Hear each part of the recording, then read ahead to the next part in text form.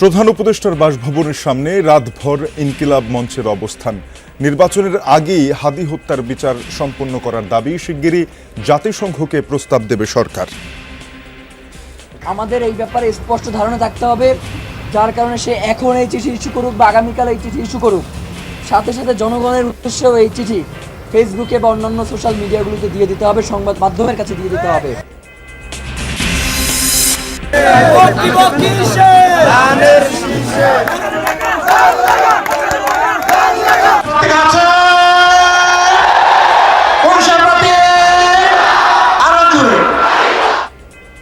ক্ষমতায় গেলে বিলুপ্ত হবে জমিদারি প্রথার মতো রাজনীতি, বললেন জামায়াত আমির। নিজেদের অবস্থান বুঝে প্রতিপক্ষের সমালোচনা করার পরামর্শ মির্জা ফখরুলের। প্রতিপক্ষ প্রার্থীকে আক্রমণ করার সময় প্রতিপক্ষ প্রার্থীর মাত্রাটা, অবস্থানটা বুঝবে আর নিজের অবস্থানটা বুঝবে। বাংলাদেশের জনগণ পরিবর্তন চায়, পুরোনো বন্দোবস্তের রাজনীতি আর দেখতে চায় না। দিনরাত প্রচারে ব্যস্ত প্রার্থীরা, বাড়ছে নির্বাচনী উত্তাপ। চাঁদপুর, গাজীপুর, যশোর সহ কয়েক জেলায় বিএনপি জামায়াত স্বতন্ত্র প্রার্থী কর্মী সমর্থকদের সংঘর্ষ।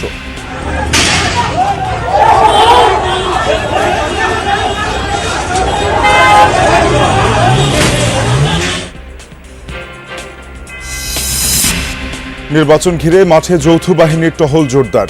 বিশৃঙ্খলাকারীদের ছাড় নয়, 12 তারিখ সবাইকে নির্ভয়ে কেন্দ্রে যাওয়ার আহ্বান। ন্যূনতম প্রয়োজনীয় সেনা সদস্যকে রেখে বাকি সকল সেনা সদস্যকে উনি নিয়োগ করেছেন এই সুষ্ঠু ইলেকশন করার জন্য। আমাদের উপস্থিতিটাই হবে একটা বড় আশা জনগণের জন্য। মোতায়েনকৃত প্রতিটি সদস্য তাদের দায়িত্ব সুচারুরূপে পালন করতে সক্ষম হবে ইনশাআল্লাহ। আগামী সরকারের শপথ গ্রহণ বিষয়ে খোলাসা করলেন আইন উপদেষ্টা। জানালেন, ভোটের পর দ্রুততম সময়ে ওথ পড়ানো হবে এমপিদের। রাজধানীর 3টি বাস টার্মিনাল যেন গলার কাঁটা। ভোটারদের আশ্বাস দিলেও এ বিষয়ে নিশ্চুপ প্রার্থীরা। রাজনৈতিক সদিচ্ছা ছাড়া মুক্তি মিলবে না নগরবাসীর। রাজনীতি পলিটিক্সে যদি মনে করে যে এটা আমরা সম্ভব, আর যদি মনে করে যে না এটা এইভাবে চলতেছে তো সমস্যা নাই। অনেকজনে তো অনেক কথা বলে, কিন্তু আশ্বাস অনুযায়ী তো কেউ কাজ করতেছে না। তারা চাঁদা মুক্ত করবে, দেশ উন্নয়ন করবে, কিন্তু টার্মিনাল ভিত্তিক কোনো কথা তারা বলেন নাই।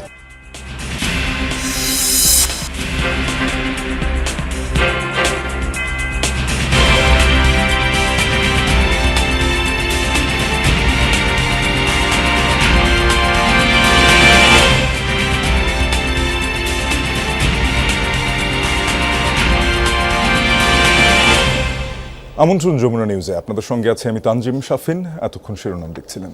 ওসমান হাদি হত্যার তদন্তে জাতিসংঘ বরাবর চিঠি ইস্যু না হওয়া পর্যন্ত আন্দোলন চালিয়ে যাওয়ার ঘোষণা দিয়েছে ইনকিলাব মঞ্চ। বৃহস্পতিবার দিবাগত রাতে হোটেল ইন্টারকন্টিনেন্টাল মোড়ে অবস্থান কর্মসূচি থেকে এই ঘোষণা দেন ইনকিলাব মঞ্চের সদস্য সচিব আব্দুল্লাহ আল জাবের। তিনি বলেন, প্রায় 2 মাস পেরিয়ে গেলেও এখনও দৃশ্যমান কোনো অগ্রগতি নেই হাদি হত্যার বিচারে। দাবি না মানলে আরো কঠোর কর্মসূচির হুঁশিয়ারিও দেন তিনি। বৃহস্পতিবার বিকাল 5টার দিকে প্রধান উপদেষ্টার বাসভবন যমুনার সামনে অবস্থান নেন ইনকিলাব মঞ্চের নেতারা। এদিন কর্মসূচিতে যোগ দেন প্রয়াত ওসমান হাদির স্ত্রী রাবেয়া ইসলাম শম্পা। হাদি হত্যার সুষ্ঠু বিচার ও জাতিসংঘের তত্ত্বাবধানে নিরপেক্ষ তদন্তের দাবিতে তাদের এই অবস্থান কর্মসূচি। আরও নেতাকর্মী মিছিল নিয়ে যমুনা অভিমুখে যাওয়ার চেষ্টা করলে হোটেল ইন্টারকন্টিনেন্টালের সামনে ব্যারিকেড দিয়ে আটকে দেয় পুলিশ। সেখানেই বসে পড়েন ইনকিলাব মঞ্চের নেতাকর্মীরা, দিতে থাকেন নানা স্লোগান।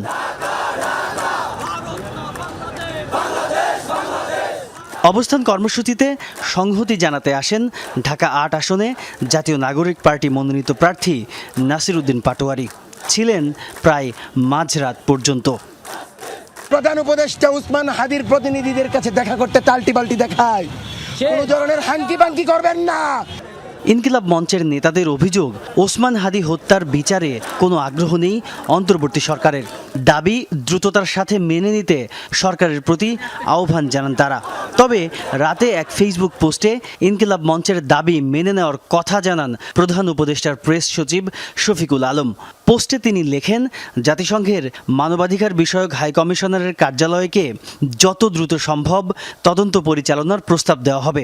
এই ঘটনায় পূর্ণ বিচার নিশ্চিত করার অঙ্গীকারে অন্তর্বর্তী সরকার অটল রয়েছে এবং এ ধরনের তদন্তে সরকার সর্বাত্মক সহযোগিতা করার কথা জানান শফিকুল আলম। যদিও প্রেস সচিবের ফেসবুক পোস্টের পরও আন্দোলন অব্যাহত রেখেছেন ইনকিলাব মঞ্চের নেতারা। বৃহস্পতিবার মধ্যরাতে জানানো হয়, জাতিসংঘের অধীনেই শরীফ ওসমান হাদি হত্যার তদন্ত নিশ্চিত করতে হবে। এ বিষয়ে যতক্ষণ অবধি চিঠি ইস্যু হবে না ততক্ষণ চলবে আন্দোলন। আমাদের দেখাইতে হবে এই চিঠিতে সে কি লিখছে, নয়তো আমরা কোনোদিন জানবই না যে জাতিসংঘ কেন এই চিঠি ফেরত দিছে অথবা জাতিসংঘ কেন এই চিঠি গ্রহণ করছে। আমাদের এই ব্যাপারে স্পষ্ট ধারণা থাকতে হবে, যার কারণে সে এখন এই চিঠি ইস্যু করুক বা আগামীকাল এই চিঠি ইস্যু করুক, সাথে সাথে জনগণের উদ্দেশ্যেও এই চিঠি ফেসবুকে বা অন্যান্য সোশ্যাল মিডিয়াগুলোতে দিয়ে দিতে হবে, সংবাদ মাধ্যমের কাছে দিয়ে দিতে হবে।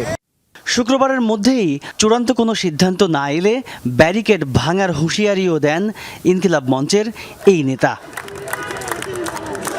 তাজনুর ইসলাম, যমুনা নিউজ, ঢাকা। ক্ষমতায় গেলে কর্মজীবী নারীদের জন্য ডে কেয়ার সেবা এবং আলাদা হাসপাতাল গড়ে তোলা হবে বলে জানিয়েছেন জামায়াতের আমির ডাক্তার শফিকুর রহমান। বৃহস্পতিবার রাজশাহীর গোদাগাড়ীর জনসভায় তিনি এসব কথা বলেন।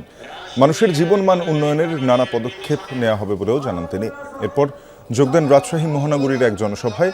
সেখানে বলেন, এখনও বিভিন্ন স্থানে দখলদারিত্ব করতে গিয়ে নিজেরাই নিজেদের মারছে একটি দল। তাদের হাতে দেশের দায়িত্ব দেয়া যাবে না।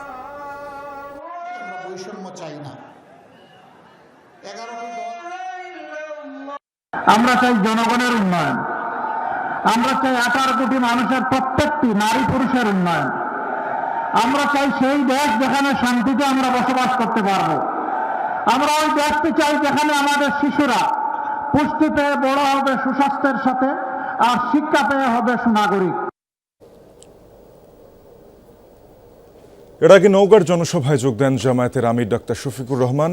জেলার এটিএম মাঠের জনসভায় তিনি বলেন, ক্ষমতায় গেলে জমিদারি প্রথার মতো যে রাজনীতি সেটা বিলুপ্ত করা হবে। দেশে আর কোনো বৈষম্য চলবে না, নতুন বাংলাদেশ সবার। ডাক্তার শফিকুর বলেন, ক্ষমতায় গেলে বিদেশে পাচারকৃত অর্থ ফেরত এনে রাষ্ট্রীয় কোষাগারে জমা করার ব্যবস্থা করবে জামায়াত। কাউকে চাঁদাবাজি করতে দেয়া হবে না, ধরা পড়লে মিলবে উপযুক্ত শাস্তি। রাজনীতিতে প্রতিপক্ষের সমালোচনা করার আগে নিজের অবস্থান সম্পর্কে ধারণা থাকা উচিত। ঠাকুরগাঁওয়ে নির্বাচনী পথসভায় এমনটা বলেছেন বিএনপি মহাসচিব মির্জা ফখরুল ইসলাম আলমগীর। সারা দেশে ধানের শীষের পক্ষে জোরে সোরে প্রচারণা চালাচ্ছেন অন্যান্য প্রার্থীরাও। ভোটারদের দ্বারে দ্বারে গিয়ে দিচ্ছেন নানান প্রতিশ্রুতি। ঠাকুরগাঁওয়ে ফাড়াবাড়ি উচ্চ বিদ্যালয় মাঠে নির্বাচনী পথসভায় অংশ নেন বিএনপি মহাসচিব মির্জা ফখরুল ইসলাম আলমগীর। তিনি বলেন, রাজনীতিতে প্রতিপক্ষের সমালোচনা করার আগে নিজের অবস্থান সম্পর্কে ধারণা থাকা উচিত। ক্ষমতায় গেলে বেকারদের কর্মসংস্থানে বিশেষ গুরুত্ব দেওয়ার কথা বলেন তিনি।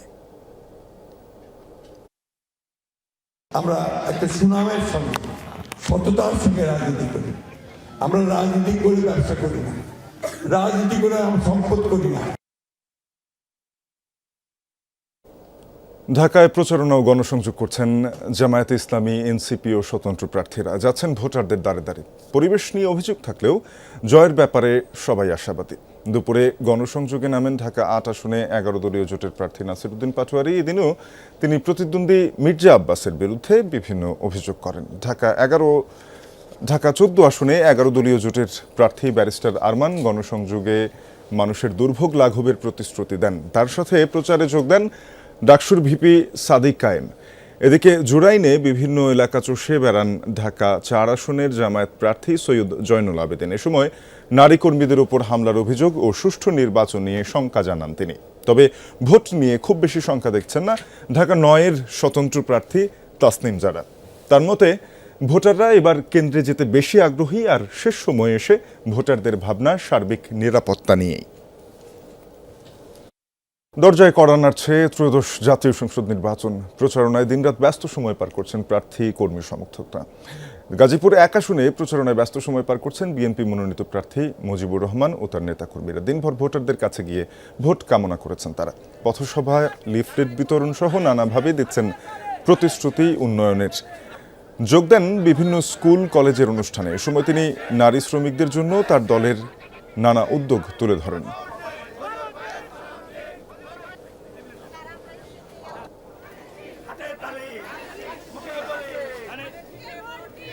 টঙ্গীতে বিএনপি মনোনীত প্রার্থী এম মঞ্জুরুল করিম রনির পক্ষে ধানের শীষে নির্বাচনী প্রচারণা, গণসংযোগ ও লিফলেট বিতরণ করেন নেতাকর্মীরা। বৃহস্পতিবার বিকেলে টঙ্গী বাটা গেট থেকে শুরু করে টঙ্গী বাজার পর্যন্ত নির্বাচনী প্রচারণা করেন পূর্ব থানা মহিলা দলের নেত্রী মৌ সরকার। এ সময় দলের নেতাকর্মীরা বলেন, তারেক রহমান প্রধানমন্ত্রী হলে দেশের সকল অসহায় মা বোনদের জন্য ফ্যামিলি কার্ড করে দেয়া হবে।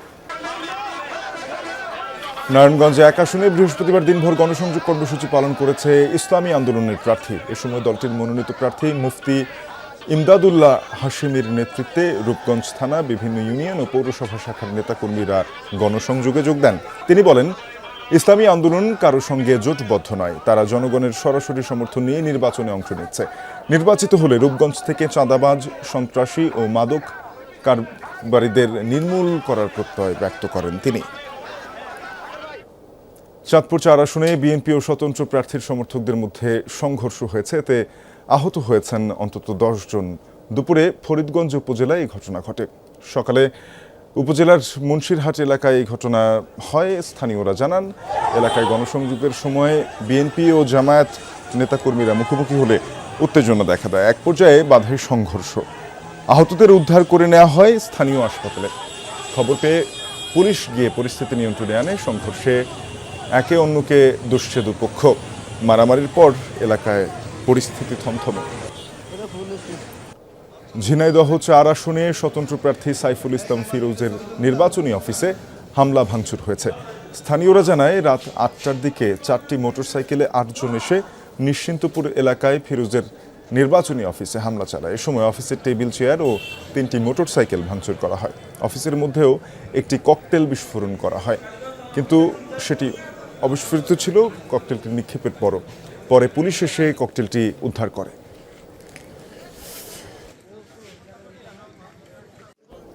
যশোরের চৌগাছা ও ঝিকরগাছায় জামায়াতে ইসলামের কর্মীদের উপর হামলার অভিযোগ উঠেছে। জামায়াত কর্মীদের অভিযোগ, বৃহস্পতিবার সন্ধ্যায় চৌগাছার হাজিপুর গ্রামে প্রচারণার সময় তাদের উপর হামলা করা হয়। আহত হন নারী ও শিশু সহ একাধিক ব্যক্তি। এ ঘটনায় 8 নং হাকিমপুর ইউনিয়ন বিএনপির সেক্রেটারিকে 5,000 টাকা জরিমানা করেছে উপজেলা প্রশাসন। এদিকে ঝিকরগাছা উপজেলার দেউলি এলাকায় ভোট চাইতে গেলে বাধার মুখে পড়েন জামায়াতের নারী কর্মীরা। এ সময় পুরুষ কর্মীরা এগিয়ে বাধাদানকারীদের সাথে বাগবিতণ্ডা ও হাতাহাতিতে জড়ান। গাজীপুরের কাপাসিয়া উপজেলায় জামায়াত বিএনপির কর্মী সমর্থকদের সংঘর্ষ হয়েছে। আহত হয়েছেন অন্তত 3 জন। স্থানীয়রা জানায়, এলাকায় গণসংযোগের সময় বিএনপি ও জামায়াত নেতাকর্মীরা মুখোমুখি হলে উত্তেজনা দেখা দেয়। এক পর্যায়ে বাধে সংঘর্ষ। আহতদের উদ্ধার করে নেওয়া হয় স্থানীয় হাসপাতালে। সংঘর্ষের জন্য একে অন্যকে দুষছে দুপক্ষ।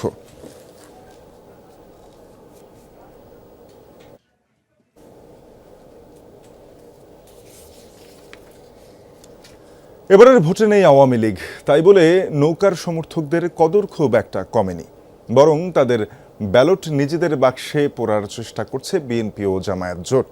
তবে ঢাকা বিশ্ববিদ্যালয়ের রাষ্ট্রবিজ্ঞানের অধ্যাপক সাব্বির আহমেদ মনে করেন, শেষ পর্যন্ত নৌকার ভোট নির্বাচনে বড় ফ্যাক্টর নাও হতে পারে, কারণ এদের বেশিরভাগ হয়তো কেন্দ্রেই যাবেন না। ফরিদপুরের ভাঙ্গা পৌর আওয়ামী লীগের সভাপতি মিরু মুন্সি সম্প্রতি 300-র বেশি নেতাকর্মী নিয়ে বিএনপিতে যোগ দিয়েছেন। তিনি অংশ নিচ্ছেন নির্বাচনী প্রচারণায়।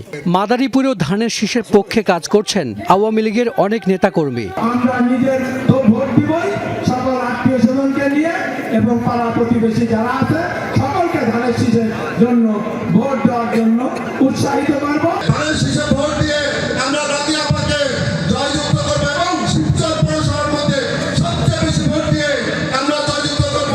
জয় বাংলা, জয় বঙ্গবন্ধু। চাঁপাইনবাবগঞ্জে আওয়ামী লীগের নেতাকর্মীদের দাঁড়িপাল্লায় ভোট দেওয়ার আহ্বান জানান জামায়াত নেতা লতিফুর রহমান। বলেন, তাদের সব দায়িত্ব নেবেন তিনি। এমন ঘটনা আরো কয়েকটি এলাকায় আছে। লীগের যে সমস্ত আওয়ামী লীগের ভোটাররা আছেন, আমরা আপনাদের আহ্বান করছি জামায়াত ইসলামীর পতাকা দলে আপনারা শামিল হন। যারা আওয়ামী লীগ থেকে এসেছেন নির্দ্বিধায় এখানে থাকবেন। আপনাদের আইন, আদালত, কোর্ট কাছারি, থানা আমরা দায়িত্ব নেব ইনশাআল্লাহ। এবারের ভোটে দল হিসেবে আওয়ামী লীগ বা প্রতীক হিসেবে নৌকা নেই। মনে করা হয় সারা দেশে তাদের ভোট রয়েছে 20 থেকে 30 ভাগ। সেই ভোটে নিজেদের হিস্সা বাড়াতে চেষ্টা চালাচ্ছে দলগুলো।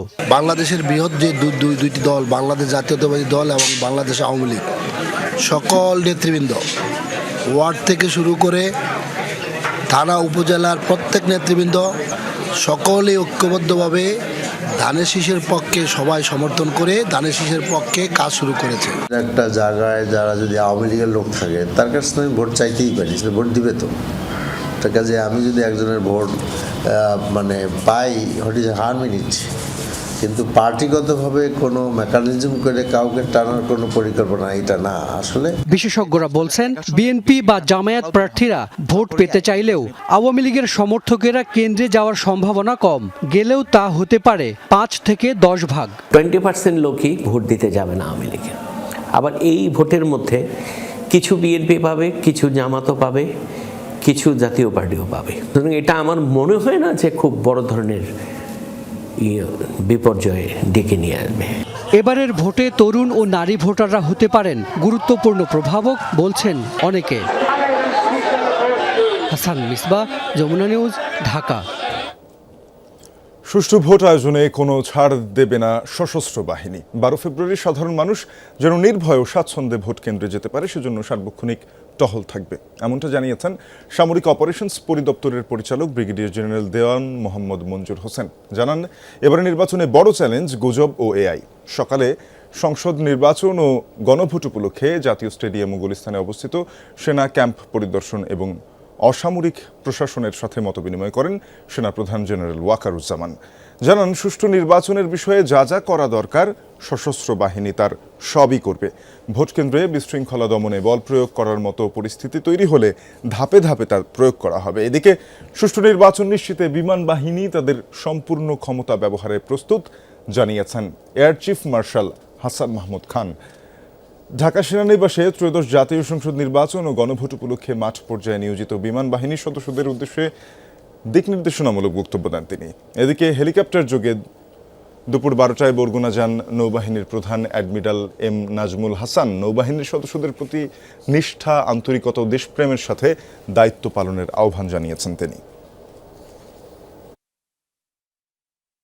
আমি কর্মস্পৃহা এবং উদ্যোগ এবং আন্তরিকতা দেখেছি, তাতে আমি নিশ্চিত বাংলাদেশ নৌবাহিনীর মোতায়েনকৃত প্রতিটি সদস্য তাদের দায়িত্ব সুচারুরূপে পালন করতে সক্ষম হবে ইনশাআল্লাহ। যদি সত্যি সত্যি কোনো ক্ষেত্রে অতিরিক্ত বল প্রয়োগের প্রয়োজন হয়, তাহলে রুলস অফ এঙ্গেজমেন্টে যে ক্রমান্বয়ে ধারা দেওয়া আছে, যে ক্রমান্বয়ে বল প্রয়োগের মাত্রা বৃদ্ধির একটা প্রক্রিয়া আছে, সেটা অনুসরণ করে প্রয়োজনীয় ব্যবস্থা গ্রহণ করা হবে। যে কোনো পরিস্থিতিতে আমাদেরকে ভিজিবল থাকতে হবে, বসে থাকা যাবে না।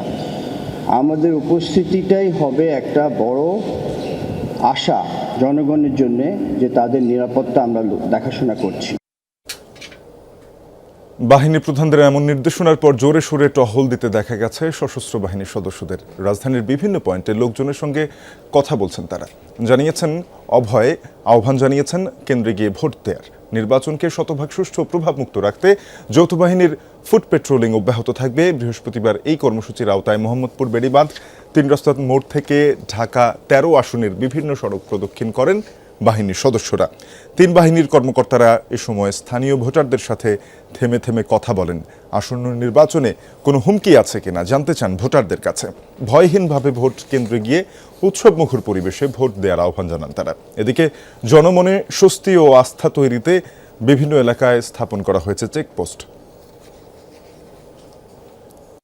রাজধানীর হাতিরঝিলে গাড়ির সাথে ঘষা লাগাকে কেন্দ্র করে ডিএমপির ডিপ্লোম্যাটিক সিকিউরিটি বিভাগের অতিরিক্ত উপপুলিশ কমিশনার মাহফুজুজ্জামান সরকারকে মারধর করা হয়েছে। বুধবার রাতে এই ঘটনার মামলা হয়েছে হাতিরঝিল থানায়। এর মধ্যে 5 জনকে গ্রেপ্তার করেছে পুলিশ। গত বুধবার দিবাগত রাতে পেশাগত দায়িত্ব পালন শেষে হাতিরঝিল এলাকা দিয়ে ফিরছিলেন ডিএমপির ডিপ্লোম্যাটিক সিকিউরিটি বিভাগের এডিসি মাহফুজ্জামান সরকার। পুলিশ প্লাজার সামনে পাশাপাশি চলাচলের সময় পুলিশের গাড়ির সাথে আরেকটি গাড়ির সামান্য ঘেঁষাঘেঁষির মতো পরিস্থিতি হয়। এ সময় অন্য গাড়িতে থাকা ব্যক্তিরা এডিসির গাড়ি রোধ করেন। বাকবিতণ্ডার এক পর্যায়ে তারা আরও কয়েকজনকে ফোন করে ডেকে আনেন। ২০-২২ জন মিলে এলোপাতাড়ি মারতে থাকে ওই পুলিশ কর্মকর্তাকে। পুলিশ প্লাজার সামনে হাতিরঝিলের এই ব্রিজটি হচ্ছে হামলার স্থান। পুলিশ বলছে এডিসি মাহফুজ্জামান বুধবার রাতে দায়িত্ব পালন শেষে তার ব্যক্তিগত গাড়িতে করে ফিরছিলেন, আর ঠিক এইখানটাতে আসার পরে একটি গাড়িতে ধাক্কা লেগে যায়। তারপরই তার উপরে চড়া হয় ১৫ থেকে ২০ জন মানুষ, গুরুতর জখম করা হয় তাকে। পরে এডিসি মাহফুজ্জামানকে উদ্ধার করে হাসপাতালে ভর্তি করা হয়। মারধরে গুরুতর আহত ওই কর্মকর্তার শরীরে ১৭টি সেলাই লেগেছে। বর্তমানে রাজধানীর ইউনাইটেড হাসপাতালে চিকিৎসাধীন তিনি। বৃহস্পতিবার এই ঘটনায় মামলা হয়েছে হাতিরঝিল থানায়। পুলিশ জানায় এজাহারভুক্ত ৭ জনের মধ্যে গ্রেফতার করা হয়েছে ৫ জনকে। গ্রেফতার ব্যক্তিরা হলেন মোর্শেদ আলম, মোহাম্মদ বিল্লাল হোসেন, মোহাম্মদ আলমগীর হোসেন, স্বপন সরকার ও সিফাত ইউনুস লিলিন। গত বুধবার রাতের যে এডিসিকে মারধরের যে ঘটনা, ওটা তো বোধহয় আপনাদের ওখানে একটা মামলা হয়েছে, ওইটার ব্যাপারে একটু যদি ছোট্ট করে বলতেন। যে পুলিশ জানিয়েছে হামলাকারীরা পেশায় ব্যবসায়ী। ঘটনার সময় মদ্যপ অবস্থায় ছিলেন তারা। ঘটনায় জড়িত অন্যদের চিহ্নিত করতে তদন্ত চলছে বলে জানিয়েছে পুলিশ। তাজনুর ইসলাম, যমুনা নিউজ, ঢাকা। ভোটের পর দ্রুততম সময়ের মধ্যে এমপিদের শপথ পড়ানো হবে। এক্ষেত্রে প্রধান উপদেষ্টার পরামর্শক্রমে রাষ্ট্রপতি মনোনীত ব্যক্তি নবনির্বাচিত সংসদ সদস্যদের শপথ পড়াবেন, এমনটাই জানিয়েছেন আইন উপদেষ্টা আসিফ নজরুল। শপথ পড়াতে পারবেন প্রধান বিচারপতিও। প্রথম ৩ দিনের মধ্যে শপথ পড়ানো না হলে সিইসি শপথ পড়াতে পারবেন বলে জানিয়েছে ইসি। এদিকে সিইসির সাথে এক বৈঠক শেষে ইউরোপীয় ইউনিয়ন জানিয়েছে দেশের আইন শৃঙ্খলা পরিস্থিতি ভালো দেখতে চায় তারা। সচিবালয়ে গণমাধ্যমের সাথে কথা বলেন অন্তর্বর্তী সরকারের আইন উপদেষ্টা ডক্টর আসিফ নজরুল। জানান, নির্বাচনের পর যত দ্রুত সম্ভব সংসদ সদস্যদের শপথ পড়ানোর ব্যবস্থা করা হবে। স্পিকার ও ডেপুটি স্পিকার না থাকায় নির্বাচিতদের ৩ দিনের মধ্যে শপথ পড়াতে হলে প্রধান উপদেষ্টার পরামর্শক্রমে রাষ্ট্রপতির মনোনীত ব্যক্তি শপথ পড়াবেন। ৩ দিনের মধ্যে শপথ পড়ানো না হলে সিইসি শপথ পড়াতে পারবেন বলে জানিয়েছেন নির্বাচন কমিশনার আব্দুর রহমান আল মাসুদ। ৩ দিনের মধ্যে যদি এই শপথটা না হয় তাহলে প্রধান নির্বাচন কমিশনারও শপথ গ্রহণ করাতে পারবেন। এখন এটা সরকারের নীতিগত পর্যায়ের সিদ্ধান্ত, আমি আপনাদের চূড়ান্ত কিছু বলতে পারবো না। তবে আমাদের সামনে 2টা অপশনই আছে। একটা হচ্ছে রাষ্ট্রপতি কর্তৃক মনোনীত কোনো ব্যক্তি শপথ গ্রহণ করাতে পারেন। ফর এক্সাম্পল, যেমন হয়তো আমাদের প্রধান বিচারপতি হতে পারেন।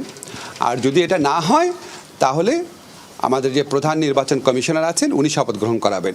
কিন্তু সেক্ষেত্রে একটা সমস্যা হচ্ছে, ওটা 3 দিন ওয়েট করতে হবে। আর্টিকেল 148-এর 3-এ বলা হয়েছে যে সেক্ষেত্রে প্রধান নির্বাচন কমিশনারই 3 দিন পর্যন্ত অপেক্ষা করবে, বা সেটা যাই হোক উনি পড়াবে। এদিকে বিকেলে সিইসির সাথে বৈঠক করতে যায় ইইউর প্রতিনিধি দল। সংস্থাটির পর্যবেক্ষক দলের প্রধান জানান, আসন্ন নির্বাচনে নারী, সংখ্যালঘু সহ সবার অংশ নেয়ার প্রত্যাশা ইইউর। Want to see in Bangladesh secure and safe elections according to the principles of law and order, and with that of course also the participatory. বৈঠক শেষে সাংবাদিকদের ব্রিফিং করেন ইসির সিনিয়র সচিব আখতার আহমেদ।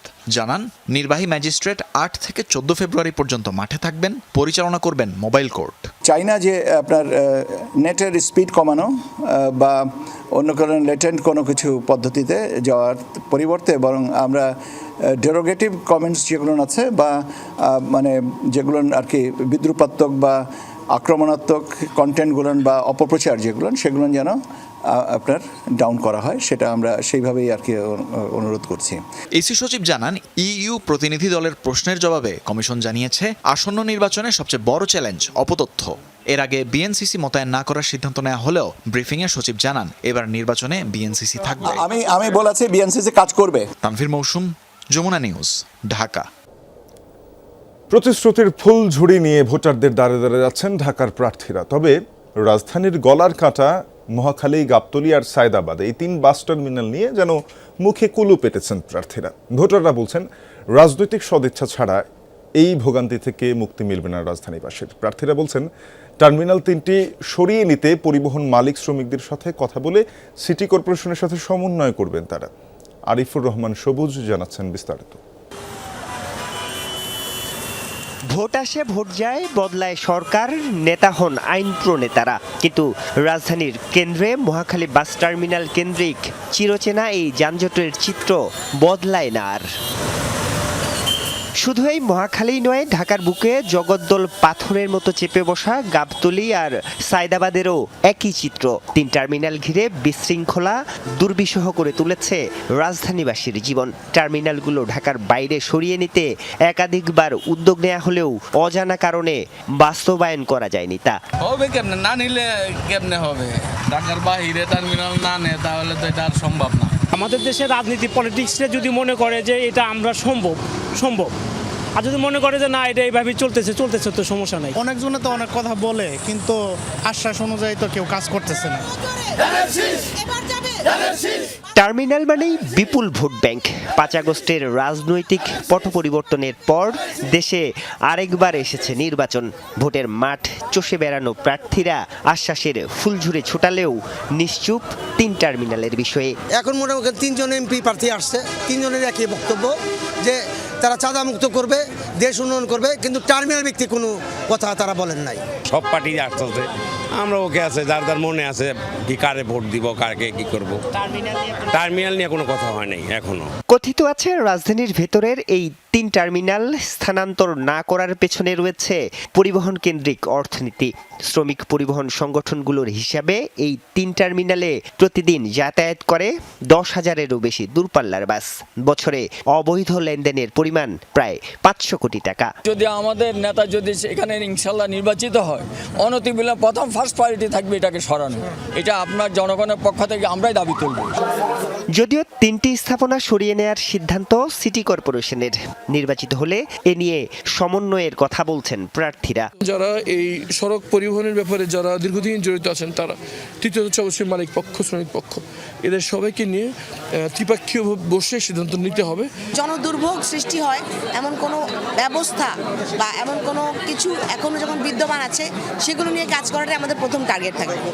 টার্মিনাল 3টি সরিয়ে নিতে ইতিমধ্যেই হেমায়েতপুর, উত্তরা এবং কাঁচপুরের 3টি জায়গায় জমি নির্ধারণ করা হয়েছে। রাজধানীর ভেতরের 3টি বাস টার্মিনালের মুখের প্রতিদিনের চিত্র ঠিক এই রকম।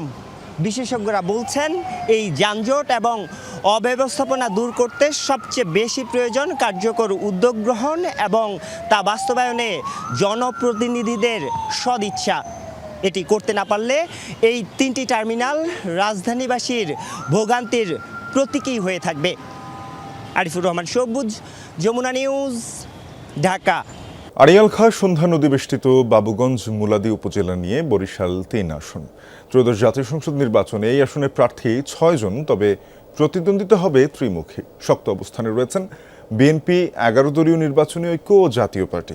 দিনরাত নির্বাচনী মাঠে ঘাম ঝরাচ্ছেন প্রার্থী ও তাদের সমর্থকরা। কাউসার হোসেনের প্রতিবেদন। নদী ভাঙন, অনুন্নত যোগাযোগ ব্যবস্থা বরিশাল 3 আসন তথা বাবুগঞ্জ মুলাদি উপজেলাবাসীর প্রধান সমস্যা। কিছু কিছু রাস্তা আছে, ডেলিভারি যে রুগীগুলা, অসুস্থ যে রুগীগুলা, সাধারণ যে জনগণ পাবলিক, তারা চলাচল অনেক কষ্ট। গ্রামের থেকে টাকা উড়ে আমরা চার দিতে আসি, ওই চার দিয়া আমরা ওপারে পার হই, কিন্তু কোনো প্রার্থী আজ পর্যন্ত যাইছে আমাদের এখানে ব্রিজের জন্য কোনো ভ্রুক্ষেপ নেয় নাই। বাড়ি ঘর, গাছগাছরা এগুলো সম্পদ নদীর বিলীন হয়ে যাচ্ছে। ভাত মাছ বা অর্থ সম্পদ কিছুই চায় না বরিশাল 3 আসনের বাসিন্দারা। তারা বলছেন নদীতে স্থায়ী বেড়িবাঁধ, পাকা রাস্তাঘাট ও ব্রিজ কালভার্ট যিনি নির্মাণ করবেন সেই প্রার্থীকেই ভোট দিবেন মুলাদি বাবুগঞ্জের ভোটাররা। তাই তো নানা প্রতিশ্রুতির ফুলঝুরি নিয়ে ভোটারদের কাছে যাচ্ছেন প্রার্থীরা। প্রতিদিনই সভা সমাবেশ গণসংযোগে ব্যস্ত সময় পার করছেন বিএনপির vice chairman advocate Joynul Abedin. নির্বাচিত হলে অগ্রাধিকার ভিত্তিতে যোগাযোগ ও স্বাস্থ্য খাতে উন্নয়নের প্রতিশ্রুতি তার। আগে যোগাযোগ ব্যবস্থাটাকে উন্নত করতে হবে, এটা প্রথম কাজ। হসপিটাল নাই, এই একটা বড় ধরনের একটা হসপিটাল করতে হবে, কারণ মানুষের স্বাস্থ্যসেবা না থাকলে হয় না। বসে নেই 11 দলীয় নির্বাচনী ঐক্যের প্রার্থীও। রুটিন করে বাবুগঞ্জ মুলাদী উপজেলার বিভিন্ন এলাকায় ভোট চাচ্ছেন ব্যারিস্টার আসাদুজ্জামান ফুয়াদ। বিজয়ের ব্যাপারে আশাবাদী ফুয়াদের অভিযোগ, নির্বাচনে বিশৃঙ্খলার চেষ্টা করছে একটি পক্ষ। প্রচুর হয়রানিমূলক মামলা হচ্ছে, যাদেরকে মনে করা হচ্ছে তাদের পক্ষে কাজ করবে না, তাদের সেন্টার দখলের প্রতিবাদ করবে, এমন লোকদেরকে 24-এর আওয়ামী লীগের মামলাগুলোতে ঢুকিয়ে দেওয়া হচ্ছে এবং গ্রেফতার করা হচ্ছে। নির্বাচনে প্রতিদ্বন্দ্বিতা করছেন জাতীয় পার্টির প্রার্থী কারাবন্দী সাবেক সংসদ সদস্য গোলাম কিবরিয়া টিপু। তার পক্ষে নির্বাচনী মাঠে আছেন তারই কন্যা হাবিবা কিবরিয়া। বাবা নির্বাচিত হলে কারামুক্ত হবেন এই বিশ্বাস মেয়ের। যদি সাধারণ জনগণ ভোট কেন্দ্রে যেতে পারে 12 তারিখ এবং তারা কোনো ভয় ছাড়া, কোনো পেশি শক্তির হুমকি ছাড়া ভোট দিতে পারে, সেক্ষেত্রে আমার স্ট্রং বিশ্বাস যে উনি অবশ্যই জয়যুক্ত হবেন। বরিশাল 3 আসনে মোট ভোটার 3,27,896 জন। এর মধ্যে নারী 1,62,532 এবং পুরুষ ভোটার সংখ্যা 1,65,363 জন। এছাড়া তৃতীয় লিঙ্গের ভোটার আছে 1 জন। কাউসার হোসেন, যমুনা নিউজ, বরিশাল। বরিশালের নির্বাচনী জনসভায় আজ বক্তব্য রাখবেন জামায়াতের আমির ডাক্তার শফিকুর রহমান। সেখানে আছেন সহকর্মী কাউসার হোসেন, যোগ দেব তার সাথে। কাউসার, জানাবেন যে সমাবেশ ঘিরে প্রস্তুতি কেমন দেখছেন, নিরাপত্তা ব্যবস্থা কতটা, নেতাকর্মীরা এরই মধ্যে সমাবেশস্থলে আসতে শুরু করেছেন কিনা? শাফিন, জামাতের আমির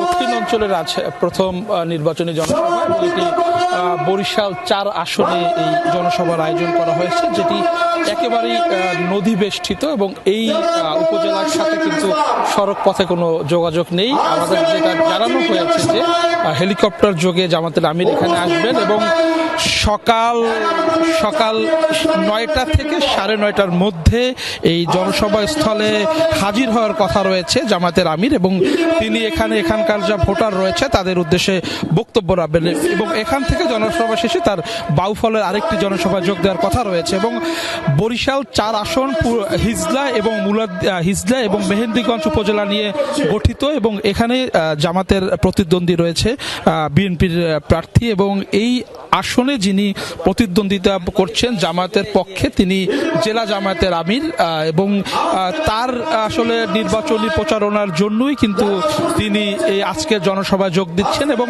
যেহেতু একেবারেই সকালবেলা ধীরে ধীরে নেতাকর্মীরা আসতে শুরু করেছেন, মেহেন্দিগঞ্জের যে ঐতিহ্যবাহী আরসি কলেজ রয়েছে সেই আরসি কলেজ মাঠে এই জনসভার আয়োজন করা হয়েছে, নেতাকর্মীরা আসতে শুরু করেছেন এবং তারা জানিয়েছেন যে জামায়াতের আমিরের এই প্রত্যন্ত অঞ্চলে জামায়াতের আমিরের আজকের যে জনসভা সেটি আগামী 12 তারিখের যে নির্বাচন সেই নির্বাচনে ইতিবাচক প্রভাব ফেলবে। শাফিন।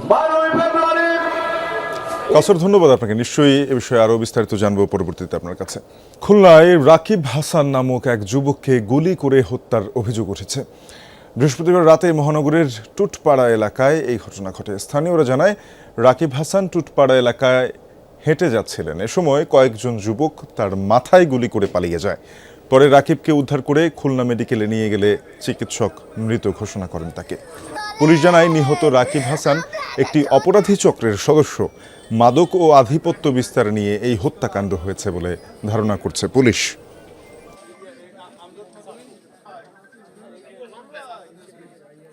ভিকটিমকে আমরা এই এলাকা থেকে আমরা 250 বেড হাসপাতালে প্রেরণ করেছি এবং ডাক্তার তাকে মৃত ঘোষণা করেছে অলরেডি। তো আমরা এই ঘটনার সঙ্গে যারা জড়িত আছে আমরা তাদের নাম কিছু পেয়েছি এবং আমাদের টিম অলরেডি ফিল্ডে কাজ করা শুরু করেছে এবং আমরা এই ঘটনার সঙ্গে যারা জড়িত আছে আমরা ইনশাল্লাহ এদেরকে অ্যারেস্ট করতে সক্ষম হব। মুন্সিগঞ্জের টঙ্গীবাড়িতে মোটরসাইকেল দুর্ঘটনায় 3 বন্ধু নিহত হয়েছেন। বৃহস্পতিবার রাত 10টার দিকে সিপাহীপাড়া দিঘিরপাড় সড়কের দরজারপাড় গ্রামে দুর্ঘটনা ঘটে। স্থানীয়রা জানায় রাত আনুমানিক 10টার দিকে একটি মোটরসাইকেল নিয়ন্ত্রণ হারিয়ে দুর্ঘটনার কবলে পড়ে। এতে ঘটনাস্থলেই মারা যান সানিয়াত ও সাকিব। পরে স্থানীয়রা এসে আহত অবস্থায় তুর্যকে উদ্ধার করে মুন্সিগঞ্জ সদর হাসপাতালে নিয়ে গেলে মারা যায় সেও। দুর্ঘটনার কারণ অনুসন্ধানে কাজ চলছে এবং প্রয়োজনীয় আইনগত ব্যবস্থা প্রক্রিয়াধীন।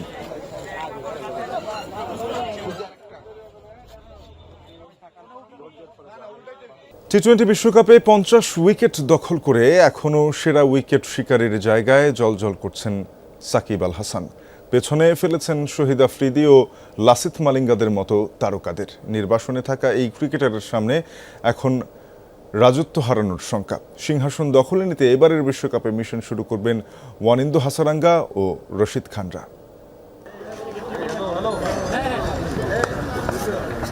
সাকিব আল হাসান মাঠে যার উপস্থিতিতে লাল সবুজরা পেত বাড়তি রসদ। ব্যাট বলের হুঙ্কারে গর্জে উঠত পুরো গ্যালারি।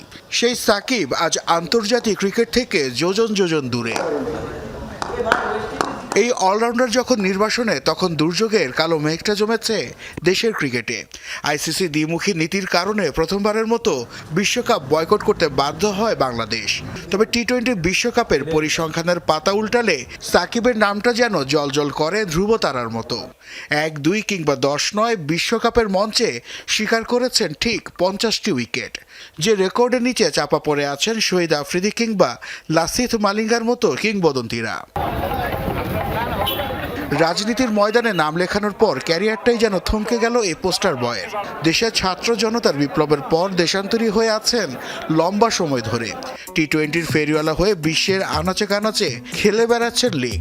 ক্রিকেট বিশ্ব যাকে জাদুকর বলে চিনত, সেই জাদুকর আজ নিজের অস্তিত্ব রক্ষার লড়াইয়ে ব্যস্ত। সাকিবহীন এই বিশ্বকাপে তার গড়া সিংহাসনটা আজ নড়বড়ে।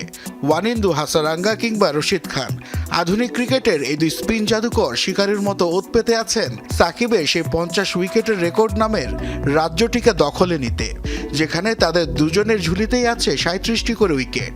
ইতিহাস হয়তো বদলে যাবে, নতুন কেউ উঠবে চূড়ায়। তবে সাকিবের সে দাপুটে বিচরণ ভুলতে পারবে কি ক্রিকেট বিশ্ব? বাংলাদেশ এবারের বিশ্বকাপে নেই এই পোস্টার বয়ও। তবে নির্বাসন জীবন কাটিয়ে আলমারিতে তুলে রাখা সে লাল সবুজের গৌরবময় জার্সিটা আবারও গায়ে চড়াতে পারবেন কিনা সাকিব, তা হয়তো সময়ই বলে দেবে। নাসিফ শুভ, যমুনা স্পোর্টস। যমুনা ফিউচার পার্কে শুরু হলো 3 দিন ব্যাপী উইনিং ডিলস মেলা। মেলায় যমুনা ফিউচার পার্কের 50টি ব্র্যান্ড তাদের সেরা ও জনপ্রিয় পণ্য নিয়ে হাজির হয়েছে। সুলভ মূল্যে পণ্য সামগ্রী কিনতে ক্রেতারা জিতে যাচ্ছেন। এই থিমকে সামনে রেখে প্রতিটি ব্র্যান্ড নিজ আকর্ষণীয় ছাড় ও বিশেষ অফার দিচ্ছে। উচ্চবিত্ত থেকে সীমিত আয়ের মানুষ সবাই যেন সাধ্যের মধ্যেই পছন্দের পণ্য কিনতে পারেন, সেই লক্ষ্যে এই আয়োজন। মেলার উদ্বোধন করেন যমুনা গ্রুপের পরিচালক ডক্টর মোহাম্মদ আলমগীর আলম। মেলা ব্যবস্থাপনায় সার্বিক সাফল্য কামনায় তিনি বলেন, ক্রেতাদের স্বাদ ও সাধ্যের মেলবন্ধন হলো এই মেলা। 5 থেকে 7 ফেব্রুয়ারি পর্যন্ত প্রতিদিন সকাল 11টা থেকে রাত 10টা পর্যন্ত যমুনা ফিউচার পার্কের লোয়ার গ্রাউন্ড ফ্লোরের ইস্ট কোর্টে চলবে এই মেলা।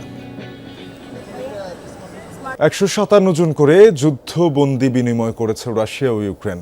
বৃহস্পতিবার এই তথ্য নিশ্চিত করেছে রাশিয়ার প্রতিরক্ষা মন্ত্রণালয়।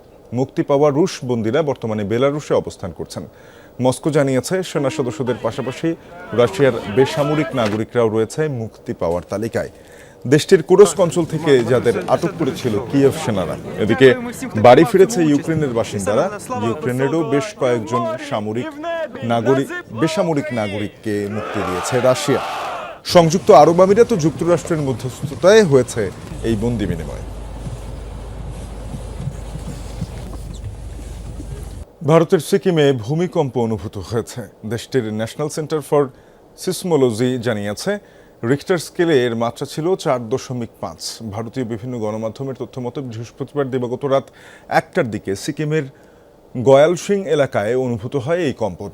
অল্প সময়ের ব্যবধানে অনুভূত হয় আরও 2টি আফটার শক। তবে ভূমিকম্পে কোনো ক্ষয়ক্ষতির তথ্য পাওয়া যায়নি। সিকিমের এই ভূমিকম্প বাংলাদেশের কয়েকটি জেলাতেও অনুভূত হয়েছে। কেঁপে উঠেছে নীলফামারী, রাজশাহী, নওগাঁ সহ কয়েকটি জেলা।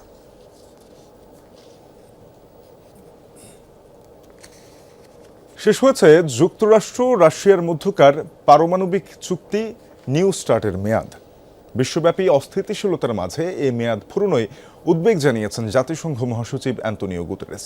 এক বিবৃতিতে তিনি বলেন, কয়েক দশকের মধ্যে এই মুহূর্তে সবচেয়ে বেশি পারমাণবিক অস্ত্র ব্যবহারের ঝুঁকির মুখে রয়েছে বিশ্ব। নিরাপত্তা বিশ্লেষকরা বলছেন, পারমাণবিক অস্ত্র ভান্ডার নিয়ন্ত্রণে আলোচনার টেবিলে বসা প্রয়োজন দুপক্ষের। কার্যকরের 15 বছর পর মেয়াদ ফুরল মস্কো ওয়াশিংটনের মধ্যকার পারমাণবিক অস্ত্র নিয়ন্ত্রণ চুক্তি নিউ স্টার্টের, যার মধ্য দিয়ে অর্ধ শতাব্দীরও বেশি সময় পর প্রথমবারের মতো বিশ্বের 2 বৃহত্তম পারমাণবিক অস্ত্র ভাণ্ডারের উপর কোনো সীমা রইল না। এ নিয়ে উদ্বেগ জানিয়েছে জাতিসংঘ ও নিরাপত্তা বিশ্লেষকরা। এক বিবৃতিতে জাতিসংঘ মহাসচিব অ্যান্তোনিও গুতেরেস বর্তমান সময়কে বিশ্ব শান্তি ও নিরাপত্তার জন্য সংকটময় মুহূর্ত হিসেবে উল্লেখ করেছেন। আন্তর্জাতিক শান্তি ও নিরাপত্তার জন্য একটি সংকটময় মুহূর্ত এটি। অর্ধ শতাব্দীরও বেশি সময় পর প্রথমবারের মতো আমরা এমন এক বিশ্বের মুখোমুখি যেখানে রাশিয়া ও যুক্তরাষ্ট্রের কৌশলগত পারমাণবিক অস্ত্র ভাণ্ডারের উপর কোনো বাধ্যতামূলক সীমা নেই, আর এই দুই দেশের হাতেই রয়েছে বিশ্বের অধিকাংশ পারমাণবিক অস্ত্র। তবে গুতেরেসের ভাষ্যমতে পারমাণবিক অস্ত্র প্রতিযোগিতার ভয়ঙ্কর দিক সম্পর্কে অবগত আছেন রুশ ও মার্কিন প্রেসিডেন্ট, তাই বিলম্ব না করে আবারও উভয় দেশকে আলোচনার টেবিলে ফেরার আহ্বান জানান তিনি। অন্যদিকে নিরাপত্তা বিশ্লেষকরা বলছেন, চুক্তির মেয়াদ এখন ফুরলেও আদতে 2023 সাল থেকেই এতে অংশগ্রহণ স্থগিত রেখেছে মস্কো। বহুদিন ধরেই বন্ধ রয়েছে দুপক্ষের মাঝে তথ্য আদান প্রদান। নিউ স্টার্ট চুক্তি শেষ হওয়ায় এবং এর বিকল্প নিয়েও কোনো আলোচনা না থাকায় এই গুরুত্বপূর্ণ কৌশলগত বিষয়ে দুই পক্ষের মধ্যে যোগাযোগের ব্যবধান আরও বাড়ছে। তবে বাস্তবতা হলো রাশিয়া 2023 সালেই নিউ স্টার্টে অংশগ্রহণ স্থগিত করেছে, তাই অনেক দিন ধরেই তথ্যের আদান প্রদান বন্ধ রয়েছে। এমন পরিস্থিতিতে বিশ্লেষকরা মনে করছেন, রাশিয়া ও চীনকে প্রতিহত করতে এখন পারমাণবিক অস্ত্র ভাণ্ডার আরও সমৃদ্ধ করার পথে হাঁটবে ওয়াশিংটন। রেজওয়ানা সাইমা, যমুনা নিউজ। এ ছিল যমুনা নিউজে। এতক্ষণ সাথে থাকার জন্য সবাইকে ধন্যবাদ।